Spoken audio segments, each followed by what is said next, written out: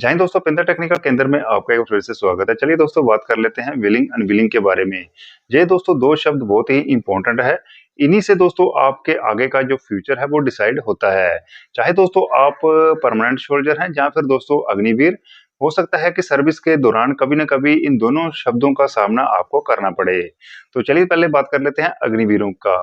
तो जैसा कि आप जानते हैं कि अभी 2026 चल रहा है। अग्निवीरों का दोस्तों जो फर्स्ट बैच है, कुछ ही महीने उनके बचे हैं। तो हो सकता है कि उनको ये ऑप्शन मिले विलिंग अनविलिंग का। अगर दोस्तों वो विलिंग करते हैं, इसका मतलब है कि वो अपनी इच्छा जता रहे हैं कि आगे हम सर्विस में बने रहना चाहते हैं। अगर वो अनविलिंग करते हैं, इसका मतलब है कि वो आगे सर्विस में नहीं बने रहना चाहते। ये दोस्तों उनकी अपनी इच्छा है। और दोस्तों ये कोई वाई ऑर्डर नहीं है, ये उनका दोस्तों पर्सनल डिसीजन होगा कि वो विलिंग करना चाहते हैं या फिर अनविलिंग करना चाहते हैं।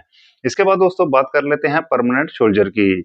अगर दोस्तों सर्विस के दौरान किसी को चोट या फिर बीमारी की वजह से कोई परमानेंट एलएमसी हो जाता है, तो दोस्तों उस कंडीशन में भी उनको ये पूछा जा सकता है विलिंग अनविलिंग के बारे में। तो यहाँ पर दोस्तों अगर वो विलिंग करते हैं, इसका मतलब है कि उनकी इच्छा है आगे सर्विस में बने रहने की।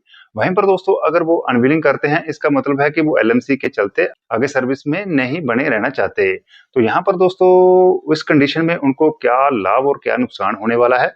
तो यहाँ पर दोस्तों अगर तो उनकी सर्विस 10 साल कंप्लीट हो चुकी है, अगर वो विलिंग करते हैं, अगर यूनिट में शेल्टर अपॉइंटमेंट अवेलेबल नहीं है, उस कंडीशन में अगर उनको भेजा जाता है, तो उनको क्या है इनवैलिड पेंशन मिलेगी। वहीं पर दोस्तों अगर वो खुद अनविलिंग करते हैं, अगर उनकी सर्विस 10 साल से ऊपर भी हो चुकी है, उस कंडीशन में भी दोस्तों उनको किसी भी प्रकार का कोई भी पेंशन का बेनिफिट नहीं मिलेगा। क्योंकि अभी जो लेटेस्ट न्यू रूल है, अगर कोई भी सोल्जर अपनी मर्जी अगर कोई भी सोल्जर अनविलिंग करता है, अगर उनकी पेंशनेबल सर्विस कंप्लीट नहीं हुई है, तो उस कंडीशन में वो जो केस है वो प्रीमेच्योर में काउंट होगा और उस कंडीशन में उनको किसी प्रकार का कोई भी पेंशन का लाभ नहीं मिलेगा। इसलिए दोस्तों ये जो दो शब्द हैं, ये बहुत ही इंपॉर्टेंट है। इसी से आपका जो फ्यूचर है वो डिसाइड होगा।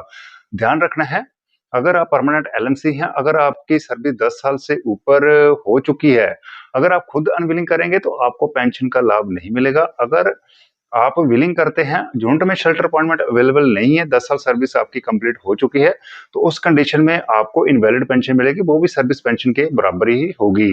कुछ कुछ ऐसी भी कंडीशन है, अगर सर्विस 10 साल से कम भी है, तब भी दोस्तों आपको इनवैलिड पेंशन मिल सकती है, अगर आप विलिंग करते हैं एलएमसी के चलते। वो कंडीशन क्या है, अगर मान लो मेडिकल अथॉरिटी ये डिसाइड करती है कि आप सिविल जॉब के लिए भी अनफिट हैं और मिलिट्री दोनों के लिए अनफिट हैं, तो उस कंडीशन में दोस्तों सर्विस की कोई भी लिमिट नहीं है।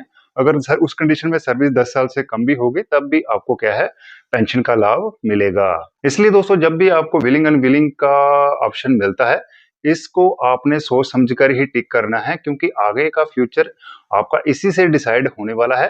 दोस्तों ये थी एक छोटी सी जानकारी। अगर जानकारी अच्छी लगी हो तो वीडियो को लाइक करें, चैनल को सब्सक्राइब करें।